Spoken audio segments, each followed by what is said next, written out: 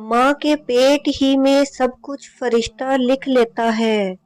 عبداللہ بن مسعود رضی اللہ تعالی عنہ نے بیان کیا کہ نبی کریم صلی اللہ علیہ وآلہ وسلم نے بیان فرمایا، اور آپ سچوں کے سچے تھے، کہ انسان کی پیدائش اس کی ماں کے پیٹ میں پہلے 40 دن تک پوری کر لی جاتی ہے، پھر وہ اتنے ہی دنوں تک علقہ یعنی غلیظ اور جامد خون کی صورت میں رہتا ہے، پھر اتنے ہی دنوں کے لیے مضغہ یعنی گوشت کا لوتھڑا بن جاتا ہے۔